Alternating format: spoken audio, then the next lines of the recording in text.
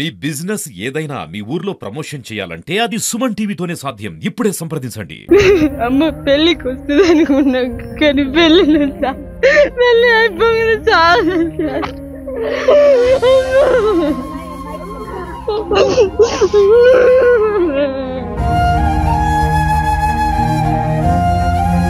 Daddy ఎలా ఉంటారు చల్లిపోయినప్పుడు only photo తప్ప ఏది తెలియదు.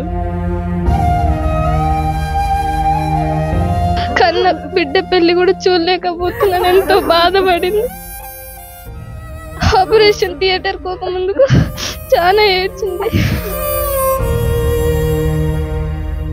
ప్రస్తుతం మనం కృష్ణవేణి వాళ్ళ కూతుర్లు ఉన్నటువంటి అంటే వాళ్ళ ఉన్నటువంటి నివాసం ఇంటి దగ్గర మనం ఉన్నాము. చూడొచ్చు, మనము వాళ్ళ ఇంటి దగ్గరికి వచ్చినాం.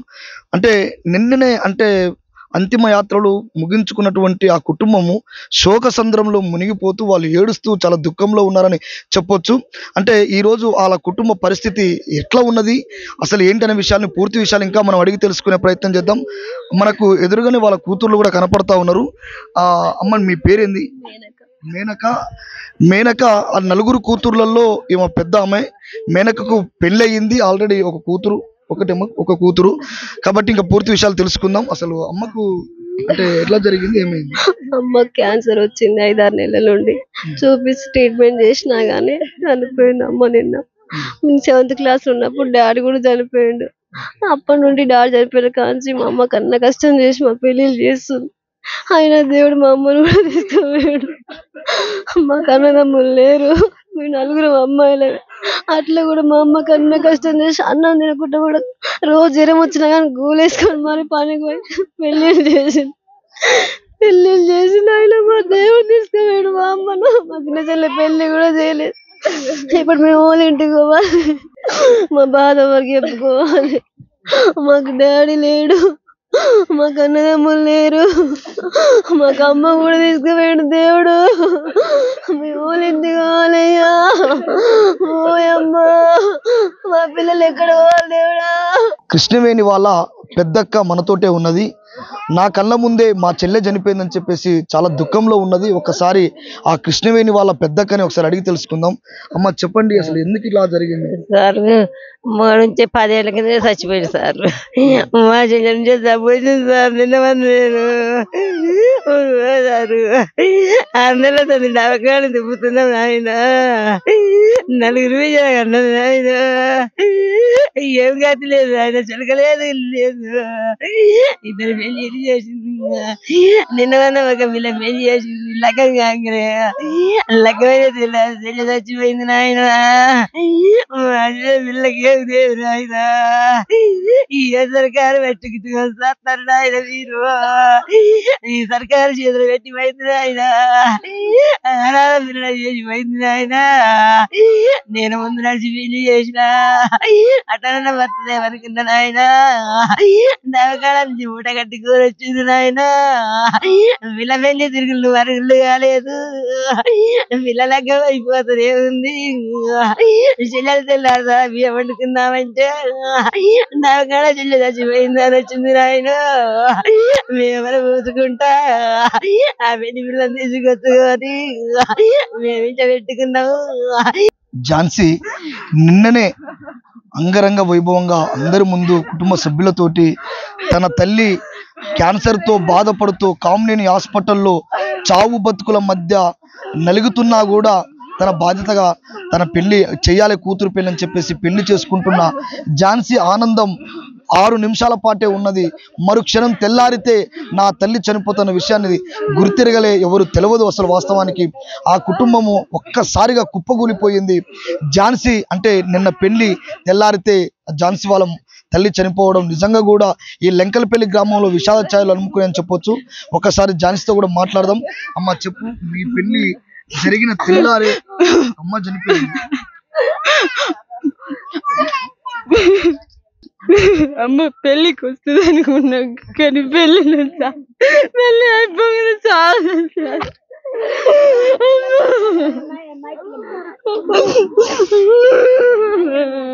డాడీ ఎలా ఉంటారు చల్లిపోయినప్పుడు ఓన్లీ ఫోటో తప్ప ఏది తెలియదు. అమ్మ చనిపోయి అనుకోలేదు.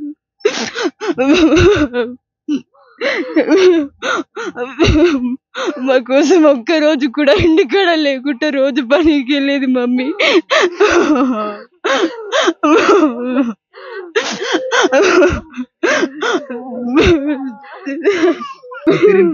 నా పేరు మనుష. మొన్న 10th క్లాస్ అయిపోయింది. ఎన్ని రోజు హాస్పిటల్లో 10 days అవుతుంది. మా మమ్మీకి చూపించినాం, పెళ్లి వరకు వస్తాం అనుకున్నాం. పెళ్లి రోజు ఆపరేషన్ చేసిరు కిడ్నీకి. మళ్ళీ తెల్లారిని 8:15కి మా మమ్మీ చనిపోయింది. హార్ట్ అటాక్ వచ్చి చనిపోయింది. మా అక్క పెళ్లి చూస్తుందని అనుకున్నా,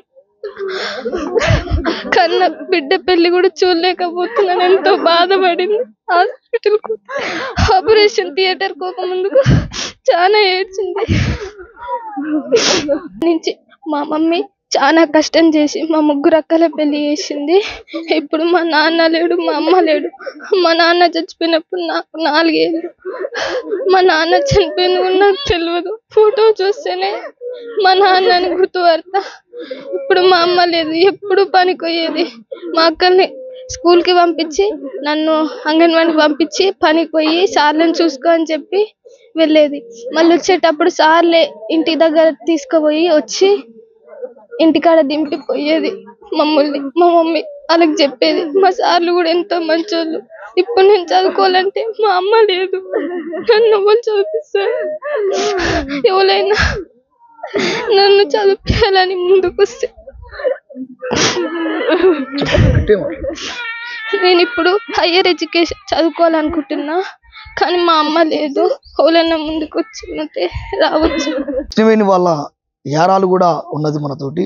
కృష్ణవేణి యారాలు అసలు తన మాటల్లో అడిగి తెలుసుకుందాం. అసలు ఏం జరిగింది, ఎలా ఉంది, వాళ్ళ పిల్లల పరిస్థితి ఏంది ఈ రోజు అనేది ఒకసారి అడుగుదాం. అమ్మ చెప్పండి, ఇప్పుడు ఆ పిల్లలు 4 ఉన్నారు.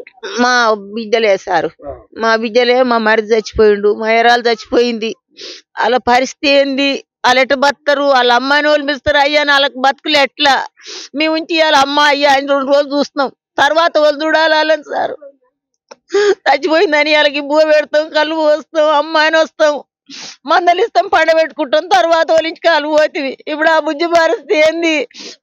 ఇప్పుడు అప్పులు గుంజుకొచ్చా. నిన్న నా పిల్ల పెళ్లి చేసిపోయింది.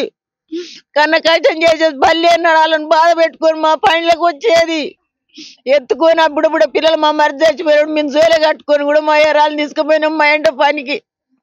అటువంటి తీయాలి, తగని రోగం వచ్చి చచ్చిపోయింది సారు. ఎట్ట చేయం మరి? ఆ బాధలు ఎట్ట తీరుతాయి మా పిల్లలవి? మా పిల్లల బాధలు ఎట్లన్నా సాయం చేయరు సార్ మీరు. గదొక్కడి మేలు చేసిపోరి.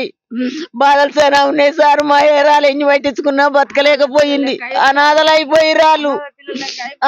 మేము ఎన్ని డవకాండ్లో చూపించిన ఆ చేయి అప్పులు గుంజుకొచ్చి కూడా కానీ ఓళ్ళ నుంచి కాలే. మా నుంచి తీర్పేదైతే తీర్పుదాం, తీర్పలేకపోయినాం. మా చెల్లె బతుకుని మమ్మల్ని కాదని వెళ్ళిపోయింది. మరి ఎట్ట చేస్తారు సార్ మా పిల్లల?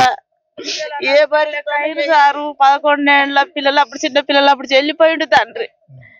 ఇప్పుడు తల్లి చెల్లిపోయింది. అనాథ పిల్లలు ఎక్క అయ్యారు సారు. ఆ పిల్లలకి ఎట్ట చేస్తారు సారు? ఆ పిల్లని పెళ్లి కాని పిల్లని చూడాలా సార్? పెళ్లి అయిన పిల్లలు ఆయన చెట్టన్నా బతారు సార్. కన్నా కష్టం చేసి, కన్నా బాధపడి, రెక్కలు ఇడుచుకొని చేసింది, పెళ్లిళ్ళు చేసింది, అప్పులు చేసింది, చాలా మస్తు బాధలు పడ్డది.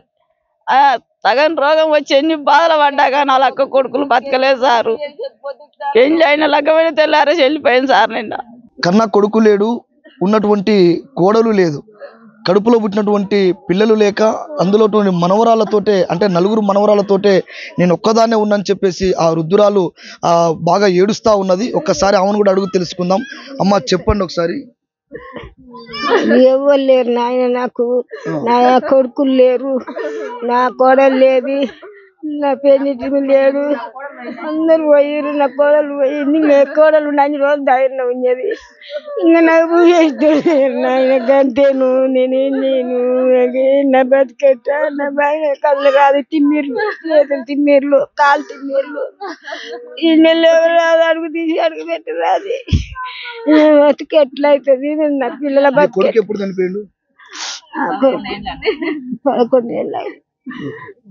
అన్నాళ్ళ నుంచి చిన్నగా తిప్పలో పడ్డది. నాకు పెట్టింది వాళ్ళకి పెట్టింది కానీ ఇప్పుడు నాకు ఎవరు పెట్టేసి దిక్కులేరు నాయన. భూ వేసే దిక్కులేరు. ఏడేదో మేము బతికేదో మా యొక్క అంటారు. ఇవాళ అంటలేదు పెడుతురు కానీ రేపటి నుంచి అంటారు. నా చెయ్యకేడ పెట్టాలి నీకేడ పెట్టాలి ఆ ముగ్గురు. నా పేరు మానస.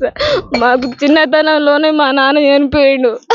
అప్పుడు మాకు కొంచెం కూడా తెలివి లేదు. మా అమ్మ కన్న కష్టం చేసి మమ్మల్ని సాధింది, పెద్ద చేసింది. అందరిలోనూ తెలివి రావాలని ఇంటర్ వరకు చదివించింది. ఇప్పుడు క్యాన్సర్ 5 నెలల నుంచి క్యాన్సర్ మహమ్మారితో పోరాడింది. మా అన్న వాళ్ళు పెద్దమ్మ కొడుకులు ఎంతో కష్టపడి అన్ని హాస్పిటల్ చూపించిన మా అమ్మ బతకలేదు. మమ్మల్ని అందరిని వదిలేసిపోయింది. మాకు చిన్న చిన్న పిల్లలు. మా చెల్లె పెళ్లి మొన్ననే అయ్యింది. మా అమ్మ నిన్ను చనిపోయింది. మాకు ఎవరు లేరు. మాకు అన్నదమ్ముళ్ళు లేరు, ఎవరు లేరు. దిక్కు లేని వాళ్ళమైనా మేము. మాకు ఇప్పుడు దిక్కు ఎవరు? మా చెల్లె మొన్ననే 10th అయిపోయింది. ఇప్పుడు మా చెల్లె ఎవరి దగ్గర ఉంటది? అమ్మా మా బాధలు ఎవరికి చెప్పుకోము. మా కష్టాలు ఎవరు వచ్చి తీరుస్తారు?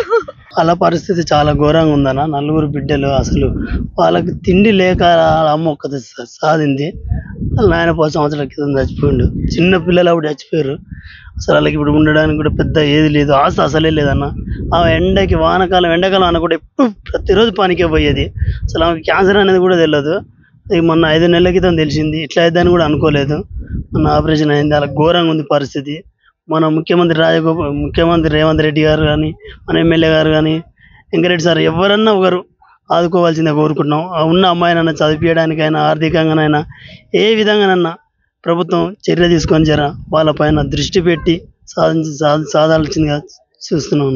ఆ కుటుంబానికి చేదోడు వాదోడుగా, ఆ కుటుంబానికి బాసటగా, భరోసాగా ఇప్పటి వరకు అన్ని విషయాల్లో తను క్యాన్సర్తో బాధపడుతూ నిమ్స్ హాస్పిటల్లో అంటే కామినేని హాస్పిటల్లో పడ్డ కానించి ఇప్పటి వరకు 5-6 నెలల నుంచి, అంతకంటే ముందు తన బాబాయి 10 సంవత్సరాల క్రితం చనిపోయిన కానించి నేటి వరకు ఆ కుటుంబంలో ఉన్నటువంటి ఆడపిల్లల్ని, తన కుటుంబాన్ని ఆ చేదోడు వాదోడుగా ఆ కుటుంబాన్ని బాసటగా నిలబడుతున్నటువంటి వాళ్ళ అక్క కొడుకు మనతోటే ఉన్నాడు. ఒక్కసారి అడిగి తెలుసుకుందాం. చెప్పండి, మీ బాబాయ్ ఎన్ని సంవత్సరాలు అయితే చనిపోయి? మా బాబాయ్ 2015 ఏప్రిల్ చనిపోయిండు. అసలు ఎలా చనిపోయాడు? అప్పుడు ఆయనకు జబ్బు వచ్చి చనిపోయిండు. అంటే ఏం జబ్బు వచ్చింది? అప్పుడు ఏదో జబ్బు వచ్చి హార్ట్ అటాక్ టైప్ లో వచ్చింది ఆయనకి. హార్ట్ అటాక్ జబ్బు వచ్చి చనిపోయింది. హాస్పిటల్ తీసుకపోతేనే చనిపోయిండు. అప్పుడు 2015 చచ్చిపోయినాక అయిపోయినప్పుడు చిన్న పిల్లలు 4 ఆడపిల్లలు ఆయనకి. మా చిన్నమ్మ ఒకటి ఎలాంటి భూమి లేదు. ఆ మొక్కతే కాయకష్టం చేసేది. కాయకష్టం చేస్తే మేము అటు సపోర్ట్ ఉంటూ ఆ పిల్లలు చదివించుకుంటూ మేము ఒక అమ్మాయిని మా ఇంటి కాడ ఉంచుకొని చదివించి డిగ్రీ వరకు చదివించి 2 పెళ్లి చేసినాం ఆల్రెడీ. ఒక్కొక్క పిల్లలు అంటే ఎంత చదువు చదివారు? ఇప్పుడు పెద్దమ్మ డిగ్రీ, 2వ ఆమె ఇంటర్ అయిపోయింది. ఇప్పుడు 3వ ఆమె డిగ్రీ ఫస్ట్ ఇయర్ అయిపోయింది. చిన్న ఆమె 10th క్లాస్ అయిపోయింది. ఇప్పుడు ఈ 4 చదివించుకుంటూ పోషించుకుంటూ ఆమె కష్టం చేసినా కానీ మనం మెయింటెనెన్స్ చేసుకుంటూ మొత్తం అటు చేసుకుంటూ వస్తే ఇంతవరకు 3కి పెళ్లిళ్ళు చేసినాం. మొన్న శుక్రవారం నాడు ఒక అమ్మాయి 3వ అమ్మాయి పెళ్లి చేసినాము. మిగతా వాళ్ళు చేసినాం. ఈ అమ్మాయి మన దాకా మేము హాస్పిటల్ ఉన్నాం. December 31 నుంచి ఇప్పటిదాకా హాస్పిటల్లో తిరుగుడే సరిపోతుంది మాకు. ప్లస్ నేను పెళ్లికి అక్కడ ఇక్కడ 2 టౌన్లు తిరుగుతారు. రిస్క్ ఎక్కువ అయింది మాకు. అట్లా కూడా బతికిదా అంటే బతకలేదు, క్యాన్సర్ కాబట్టి చనిపోయింది. అకస్మాత్తుగా చనిపోయింది. ఉదయం 7 గంటల 7:30 నిమిషాలు చనిపోయింది. శుక్రవారం నాడు పెళ్లి అయింది. ఇప్పుడు ఇక చాలా ఇబ్బందులు ఉన్నాయి. ఎలాంటి ఆర్థికంగా స్తోమత ఏం లేదు. ఎకరం భూమి లేదు, ఎలాంటిది లేదు వాళ్ళకి ఆస్తి. కానీ సొంత కష్టంతో 4 ఆడపిల్లలు చదివించి ఆమె మనోధైర్యాన్ని కూడా అందరూ మా ఊరు మొత్తం కూడా ఒప్పుకోరు. కాబట్టి ఆమె ఎలా చేసైనా ఎవరైనా గవర్నమెంట్ కానీ, కలెక్టర్ కానీ, ముఖ్యమంత్రి కానీ, మంత్రులు కానీ, ఇన్ఛార్జ్ మంత్రి కానీ, కోమటిరెడ్డి వెంకరెడ్డి కానీ, కోమటిరెడ్డి రాజగోపాల్ ఎమ్మెల్యే కానీ ఎవరైనా కానీ ఆ చిన్నమ్మాయినైనా ఆదుకోవాలని కోరుకుంటున్నాము. ఆర్థికంగానైనా ఏం లేదు, చదివించడానికైనా ఎలాంటి సహాయం చేస్తే చేదోడు వాదిగా ఉంటుందని మేము కూడా మా ఊరితో పాటుగా మేము కూడా సపోర్ట్ చేస్తాము. చూశారు కదా, వాళ్ళ గోడు ఆకాశానికి అంటేలా ఉంది.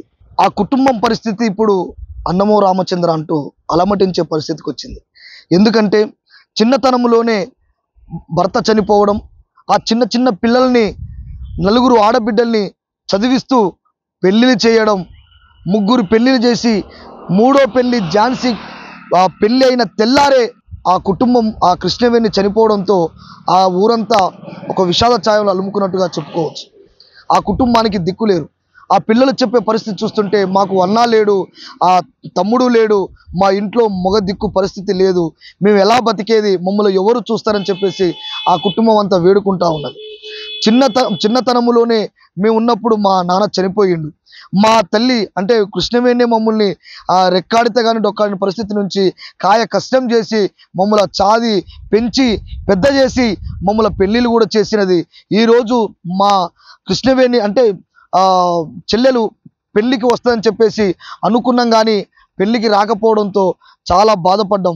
ఆయన తెల్లారి వస్తుందని ఆశతోటి ఎదురు చూసినాం, కానీ మా అమ్మ రాలేదని చెప్పేసి తన పెద్ద కూతురు చెప్తా ఉన్నది. ఆ చిన్న కూతురు మాటలు వింటుంటే మా ముగ్గురు అక్కల పెళ్ళిళ్ళైనాయి, ఇప్పుడు నేను చదువుకోవాలి, నా హైయర్ ఎడ్యుకేషన్కి ఆర్థిక సహాయం చేయండి అని చెప్పేసి చేతులు జోడించి వేడుకుంటా ఉన్నది.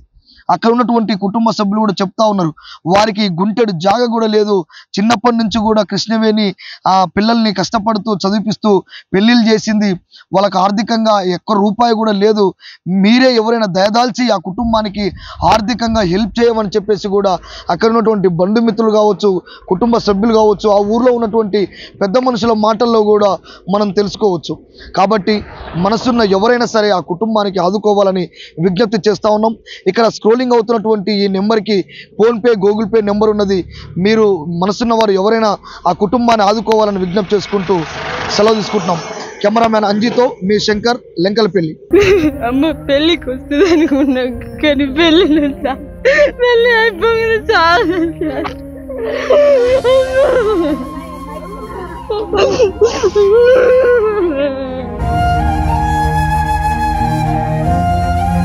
డాడీ ఎలా ఉంటారు చల్లిపోయినప్పుడు ఓన్లీ ఫోటో తప్ప ఏది తెలియదు.